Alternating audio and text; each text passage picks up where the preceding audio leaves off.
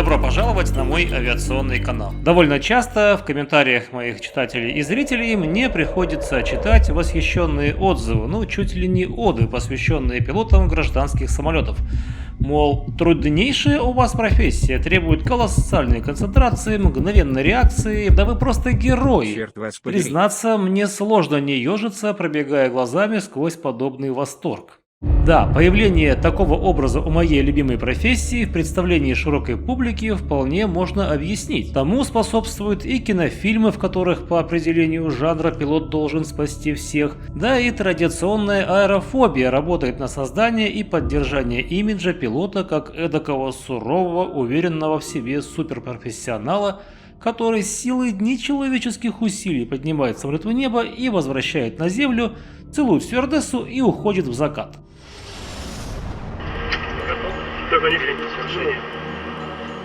Быть инструктором непросто. Появление соцсетей позволило простым пассажирам заглянуть в кабину самолета. Интернет заполнили сотни тысяч фоточек и видео из кабин самолетов со всего мира. Зритель наблюдает за работой пилотов и, не всегда понимая сути всей этой магии, легко навешивает ярлыки из самых лучших, пропитанных эмоциями побуждений. Но правильно ли это? Судить о мастерстве и тем паче героизме пилотов по фоточкам и видосикам?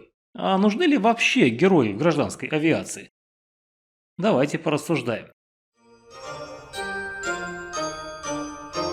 Я пилот гражданской авиации. Здесь тема героизма стоит несколько иначе, чем, например, в авиации военной или у летчиков-испытателей капризной техники. Кстати, об испытателях. Марк Лазаревич Галай, герой Советского Союза, заслуженный летчик-испытатель, писал: Гораздо более серьезную тему затронул выдающийся летчик-испытатель, герой Советского Союза Григорий Александрович Седов. Одно время с легкой руки журналистов и телерадиокомментаторов стал всячески превозноситься героизм как главная и едва ли не единственная черта облика летчика-испытателя. Другие свойства характера, а также знания, осмысленный опыт, умение предвидеть возможный ход событий или сделать заготовки на любой их поворот и многое другое, без чего настоящего испытателя нет, оставались за бортом.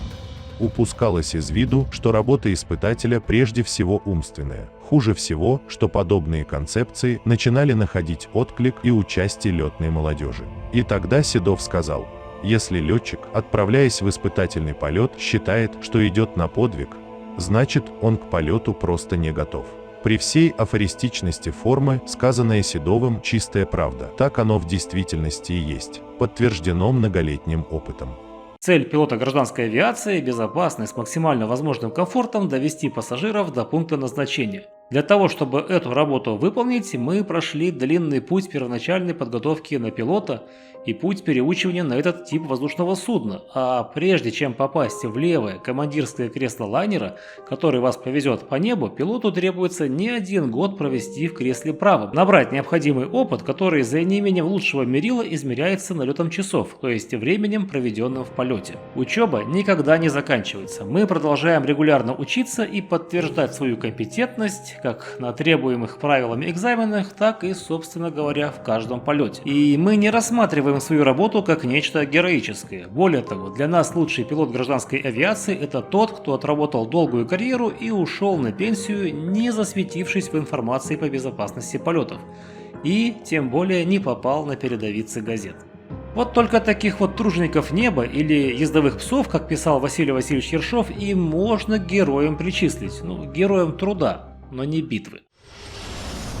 Да, случаются в нашей профессии и такие нерутинные полеты, в которых требуется проявить умения и навыки для того, чтобы справиться с возникшей ситуацией. Отказ матчасти, плохая погода, нехорошая редиска в салоне, угрожающая безопасности полетов своим поведением и тому подобное. И безопасно вернуть самолет на землю. Более того, случаются такие посадки, которые на первый взгляд выглядят абсолютно героическими, но правда, зачастую такие посадки являются следствием ошибок экипажа. То есть сначала они в нарушение светлого образа, создаваемого режиссерами, что-то сделали не так, не учли, проспали или нарушили, а потом спохватились и с Божьей помощью и матерным словом смогли вернуть самолет на землю. И чаще всего целым и невредимым. Но иногда не целым, а иногда, к сожалению, гибнут люди. 4 года назад в Сочи при посадке выкатился самолет Boeing 737. Стояли грозы, шли ливни, задувал ветер, погода была откровенно плохой, о чем в кабине во время захода на посадку просигнализировало все, что только могло сигнализировать. Но экипаж решил продолжить заход. Это, кстати, была вторая попытка захода. После первой они таки ушли на второй круг, а следом другой самолет не стал рисковать и тоже ушел. Условия были откровенно небезопасными. Тем не менее, прорвавшись сквозь дождь, сквозь предупреждения о сдвиге ветра, сквозь скачки скорости, броски самолета и полный раскирдаж, экипаж довел самолет до полосы. Мчась на повышенной скорости, они значительно перелетели, но усадили самолет на ВПП и на пике волнения и нацеленности на посадку забыли включить реверс, что на мокрой полосе было очень и очень критично. В результате самолет не смог остановиться в пределах полосы, скатился в небольшую речушку и разрушился. Слава богу, и авиаконструкторам ничего не загорелось. По удивительной случайности, никто из пассажиров и членов экипажа не погиб. Так вот, если бы реверс был включен и использован правильно, существовала большая вероятность того, что самолет остановился бы в пределах ВПП, то есть приключения имели шанс закончиться безопасно.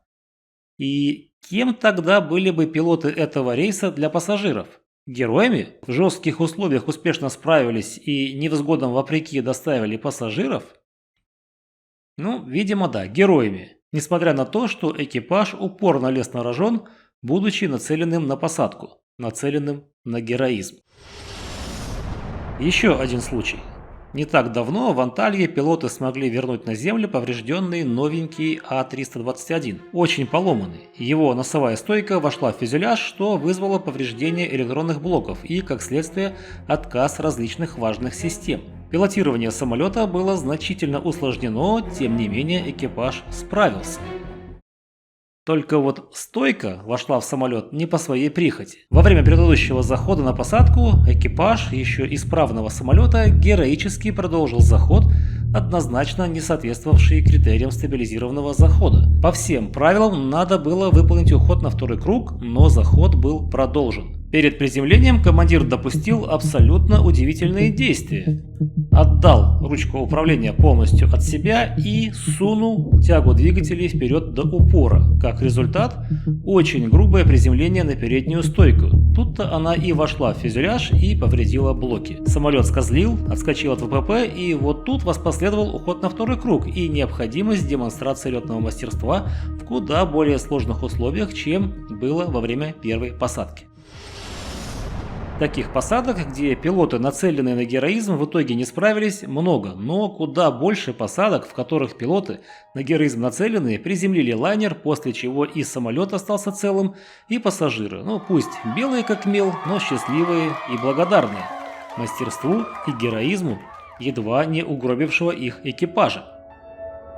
А ведь никто с дулом у виска не стоял, и у экипажей были более безопасные варианты, пусть и менее удобные. Например, уйти на запасной аэродром или выполнить банальный уход на второй круг и, выдохнув и оценив обстановку, выполнить заход более осторожно. В итоге кто-то пан, а кто-то пропал.